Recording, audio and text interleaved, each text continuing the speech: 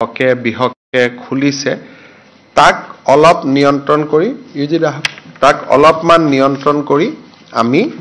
এখন আইন বিধানসভাত প্ৰস্তুত কৰিম। কোকৰাঝাৰ ইউনিভাৰ্চিটি এক্টত সামান্য সংশোধন হ'ব আৰু আজি দুটা মেগা ইণ্ডাষ্ট্ৰিয়েল পাৰ্কৰ কাৰণে কেবিনেটে উদ্যোগ বিভাগক কামৰূপ আৰু মৰিগাঁৱত কিছু ভূমি আবণ্টন কৰে।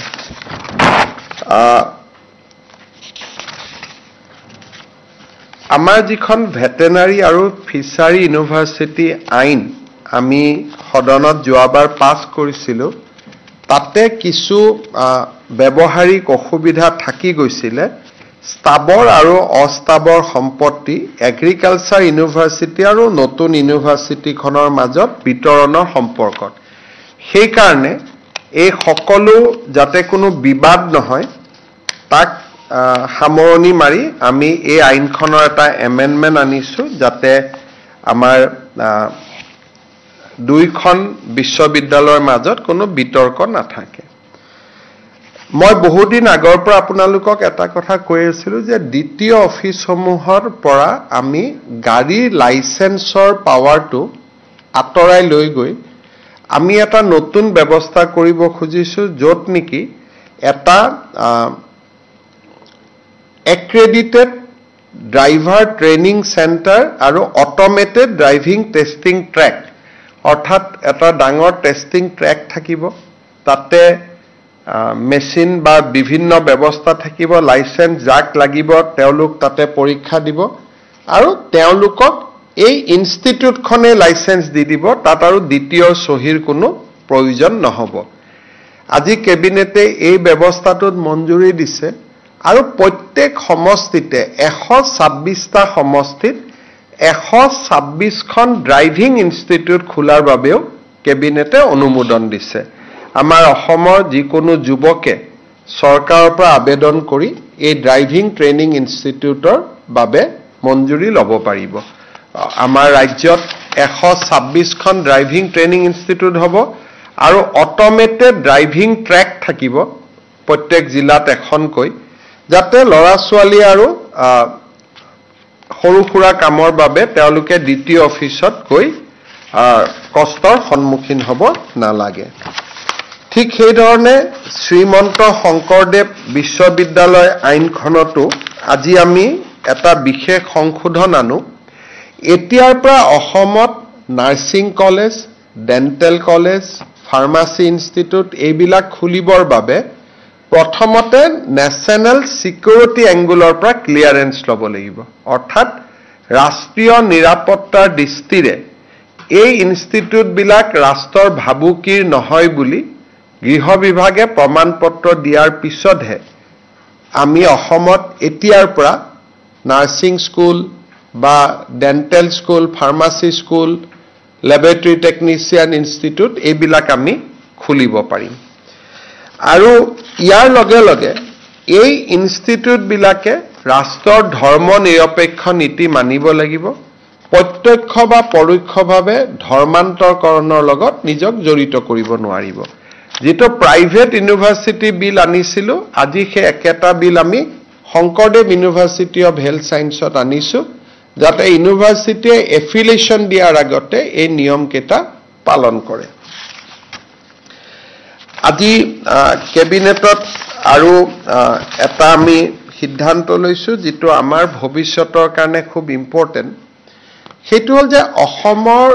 মেডিকেল কলেজ এণ্ট্ৰেন্স এক্সামিনেশ্যনক লৈ আমাৰ কিছু ৰাইজৰ মাজত চিন্তা চৰ্চা এটা চলি আছিলে ইমান দিনে। বহুকেইজন মেডিকেল কলেজৰ প্ৰফেচাৰে আমাক কৈছে যে যিবিলাক ষ্টুডেণ্ট এডমিশ্যন হৈছে, বহুত নম্বৰ পাইছে, কিন্তু তেওঁলোকৰ ব্যৱহাৰিক বা শৈক্ষিক জ্ঞান একেবাৰে সীমিত। ইমান ডাঙৰ কম্পিটিশ্যনত তেওঁলোকে ছিট পায়, কিন্তু যিমান মেৰিটৰিয়াছ বুলি ভবা যায় কলেজত তেওঁলোকক সিমান মেৰিটৰিয়াছ বুলি দেখা নাযায়। এই বিষয়টো আমি স্পেচিয়েল ব্ৰাঞ্চক আজি 1.5 বছৰমানৰ পৰা ইনকুৱাৰী কৰাৰ কাৰণে আমি নিৰ্দেশ দিছিলোঁ। তেখেতসকলে আমাক জনালে যে মেডিকেল কলেজৰ এন্ট্ৰেন্স এক্সামিনেশ্যনৰ এক্সামিনেশ্যন চেণ্টাৰবিলাক মেইনলি প্ৰাইভেট ইনষ্টিটিউটবিলাকত আছে যেনেকে কটন কলেজিয়েটত নাই একাডেমিত নাই কিন্তু হোজাই 3খন প্ৰাইভেট স্কুলত চেণ্টাৰ আছে হাইলাকান্দিটো এখন প্ৰাইভেট স্কুলত চেণ্টাৰ আছে দিল্লীয়ে চলাই কাৰণে আমি এই কথাবিলাক ইমান দিন যোৱা নাছিলোঁ এতিয়া আমি 3টা সিদ্ধান্ত লৈছো কেন্দ্ৰীয় চৰকাৰক অনুৰোধ কৰিবৰ কাৰণে যে এইবাৰ মেডিকেল টেষ্টৰ এন্ট্ৰেন্স অকল চৰকাৰী বিদ্যালয়ত হ'ব নাম্বাৰ 2 এই এন্ট্ৰেন্সক যেনেকে এডিআৰই পৰীক্ষাত ডিসি আৰু এছপিয়ে নিৰীক্ষণ কৰে তেনেকে এডিআৰই পৰীক্ষাৰ দৰে ডিসি আৰু এছপিৰ প্ৰত্যক্ষ নিয়ন্ত্ৰণত হ'ব আৰু বায়োমেট্ৰিক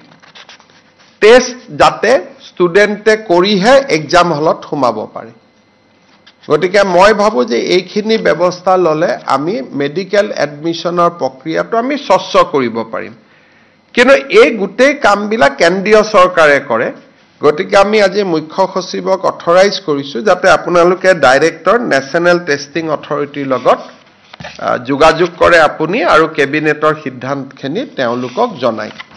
আৰু মই নিজেও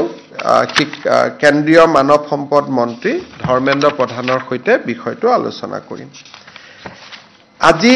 আপোনালোকে জানে যে যোৱা আমাৰ চৰকাৰৰ প্ৰচেষ্টাত প্ৰধানমন্ত্ৰী ডাঙৰীয়াৰ আশীৰ্বাদত চৰাইদেউক আমি বিশ্ব ঐতিহ্য ক্ষেত্ৰলৈ লৈ যাব পাৰিলো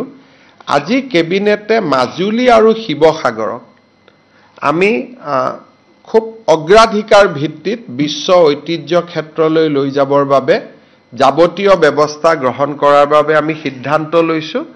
এতিয়াৰ পৰা অসমৰ নমিনেশ্যন হিচাপে আমি 2টা কেটেগৰীত 2টা নমিনেশ্যন দিম এটা কেটেগৰীত মাজুলী যাব এটা কেটেগৰীত শিৱসাগৰ যাব মই ভাবো যে আমি চৰকাৰে খুব ভালকৈ প্ৰচেষ্টা কৰিলে এই 2টা অঞ্চলকে আমি বিশ্ব ঐতিহ্য ক্ষেত্ৰত সমাহিত কৰিব পাৰিম মই ইয়াৰ ক্ষেত্ৰত যিমান টেকনিক্যাল টিম লাগিব বা যাৱতীয় খৰচ লাগিব যাৱতীয় অধ্যয়ন লাগিব এই গোটেইখিনি দায়িত্ব ৰাজ্য চৰকাৰে ল'ব যাতে মাজুলী আৰু শিৱসাগৰক 2টা বেলেগ বেলেগ কেটেগৰীত আমি বিশ্ব ঐতিহ্য ক্ষেত্ৰলৈকে লৈ যাব পাৰো এই কেবিনেটে আজি এই সিদ্ধান্তখিনি গ্ৰহণ কৰে আজি আমাৰ কেবিনেটে এই বছৰৰ অসম বৈভৱ অসম গৌৰৱ অসম সৌৰভ আৰু অসম গৌৰৱ বঁটা প্ৰাপ্ত সকলৰো নাম চূড়ান্ত কৰে অহা 30 মাৰ্চত অসম বৈভৱ অসম সৌৰভ আৰু অসম গৌৰৱ বঁটা আনুষ্ঠানিকভাৱে প্ৰদান কৰা হ'ব এই বছৰ অসম বৈভৱ বঁটাৰ বাবে অৱসৰপ্ৰাপ্ত লেফটেনেণ্ট জেনেৰেল ৰাণা প্ৰতাপ কলিতাক ৰাজ্য চৰকাৰে মনোনীত কৰিছে অসমৰ ব্যক্তিয়ে সেনা বাহিনীত ইমান গুৰুত্বপূৰ্ণ পদ দক্ষতা সহকাৰে নিৰ্বাহন কৰাৰ উদাহৰণ আমাৰ ৰাজ্যত আগত নাছিলে হে লেফটেনেণ্ট জেনেৰেল ৰাণা প্ৰতাপ কলিতালৈ আমি এইবাৰ অসমৰ সৰ্বোচ্চ অসামৰিক সন্মান অসম বৈভৱ বঁটা আগবঢ়াবলৈ সিদ্ধান্ত গ্ৰহণ কৰিছো অসম সৌৰভ বঁটাৰ বাবে আমি যিখিনি ব্যক্তিৰ নাম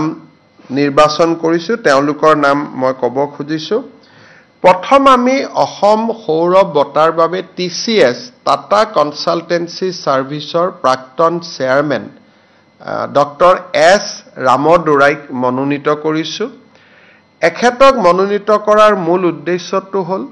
যে অসমত Indian institute of information technology স্থাপন কৰাত তেখেতে এক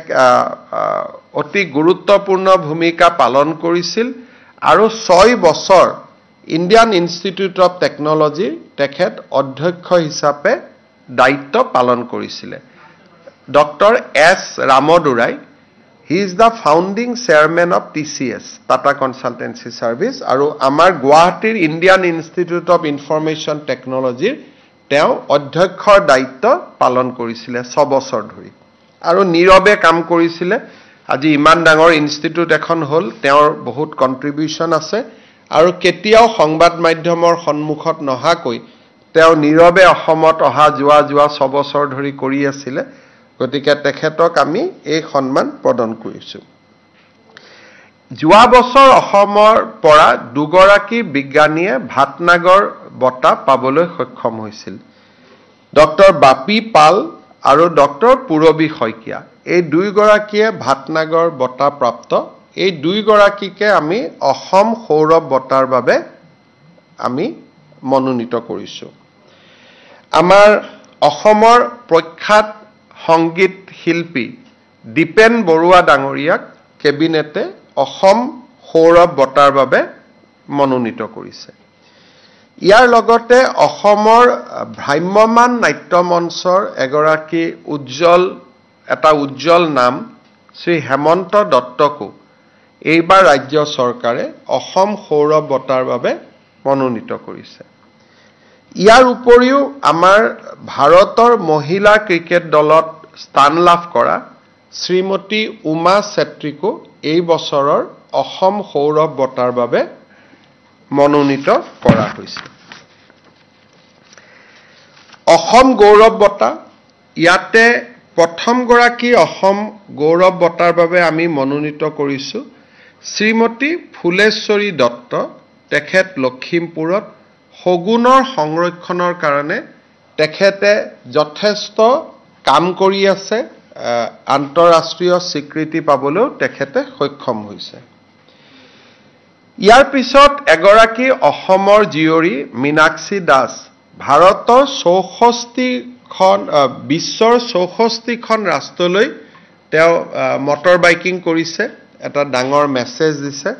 মীনাক্ষী দাসকো আমি অসম গৌৰৱ বঁটাৰ বাবে মনোনীত কৰিছো আমাৰ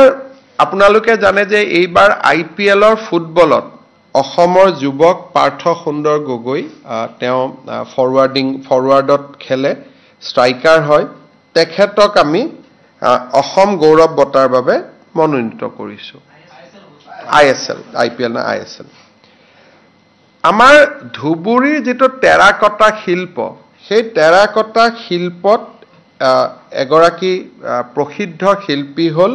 শ্ৰী ধীৰেন্দ্ৰনাথ পাল শ্ৰী ধীৰেন্দ্ৰনাথ পাললৈ এইবাৰ আমি অসম গৌৰৱ বঁটা আগবঢ়াইছো হৰ্থেবাৰীৰ যেটো আমাৰ বেলেল মেটেল ইণ্ডাষ্ট্ৰি আছে বা আমাৰ থলুৱা কাঁহ পিতলৰ উদ্যোগ আছে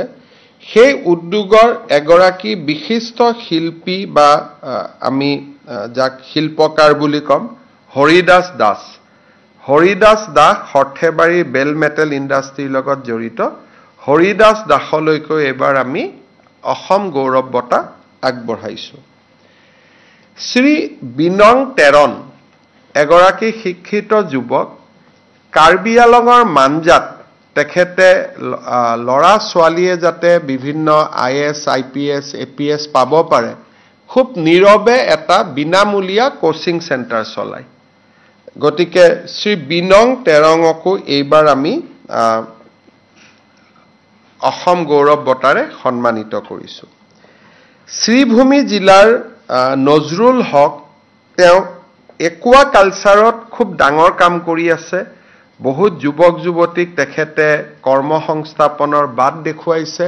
আৰু তেখেত আমাৰ অসম চৰকাৰে এপাৰ্টৰ উদ্যোগত আমি তেখেতক প্ৰথম প্ৰমোট কৰিছিলো আজি এগৰাকী তেখেত সফল ব্যৱসায়লৈ ৰূপান্তৰ হৈছে শ্ৰী নজৰুল হক শ্ৰীভূমি জিলাৰ তেখেতকো আমি এইবাৰ অসম গৌৰৱ বঁটাৰে সন্মানিত কৰিছো বিশ্বজিৎ বৰা যোৰহাটৰ যুৱক তেখেতে কৃষিত ইন্টিগ্ৰেটেড যেটো এগ্ৰিকালচাৰেল ফাৰ্মিং বুলি কয় তাত তেখেত যথেষ্ট সফল হৈছে আমি শ্ৰী বিশ্বজিৎ বৰালৈ এইবাৰ অসম গৌৰৱ তেখেত যোৰহাটৰ তেখেতলৈ আমি অসম গৌৰৱ বঁটা আগবঢ়াইছো অসমত আজি যি দুগ্ধ বিপ্লৱ আৰম্ভ হৈছে সেই দুগ্ধ বিপ্লৱ আমি সকলোৱে জানো বজালিৰ পৰা আৰম্ভ হৈছিল আৰু এই বজালি দুগ্ধ বিপ্লৱত শ্ৰী ভাৰত কলিতাৰ এক অনবদ্য বৰঙণি আছে বজালিত তেওঁক মানুহে অসমৰ কোৰিয়ান বুলিয়ে এক প্ৰকাৰে সম্বোধন কৰে আমি শ্ৰী ভাৰত কলিতাক এইবাৰ আমি এই বঁটা অসম গৌৰৱ বঁটা আগবঢ়াইছো অসমৰ বড়ো জনগোষ্ঠীৰ সাহিত্য সংস্কৃতি শিল্পক আগবঢ়াই লৈ যোৱাৰ ক্ষেত্ৰত বৰলাংফা নাৰ্জাৰী এটা খুব ডাঙৰ নাম শ্ৰী বৰলাংফা নাৰ্জাৰীলৈ এবাৰ আমি অসম গৌৰৱ বঁটা আগবঢ়াইছো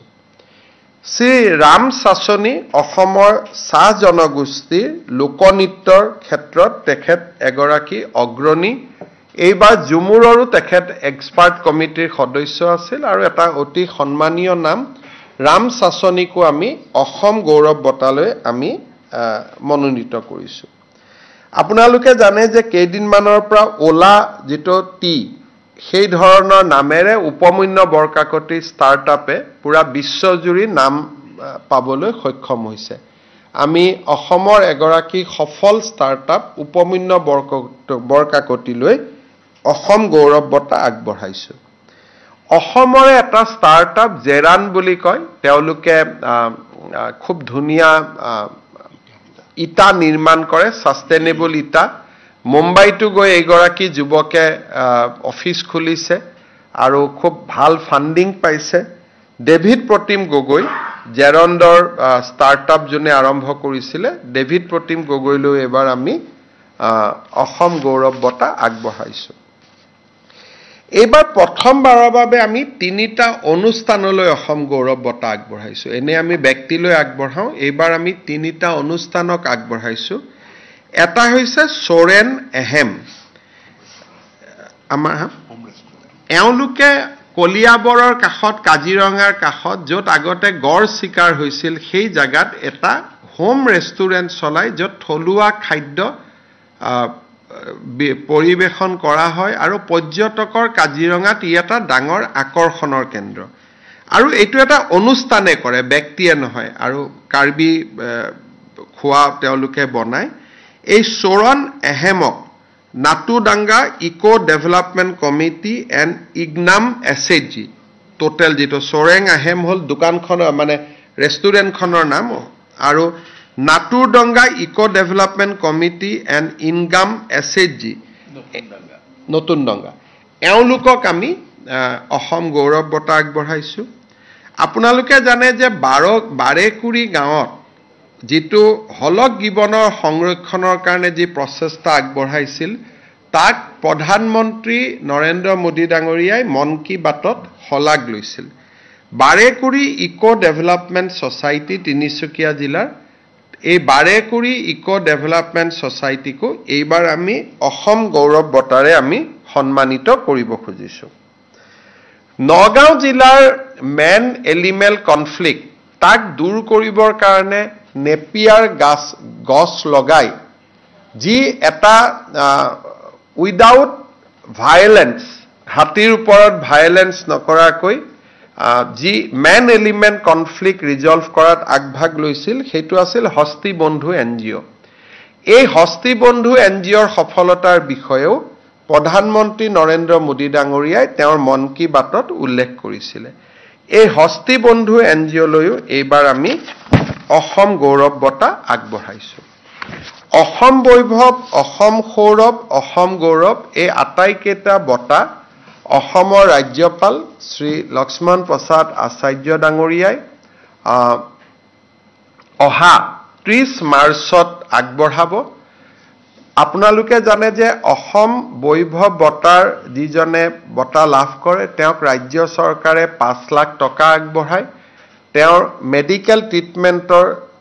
বাবে ৰাজ্য চৰকাৰে দায়িত্ব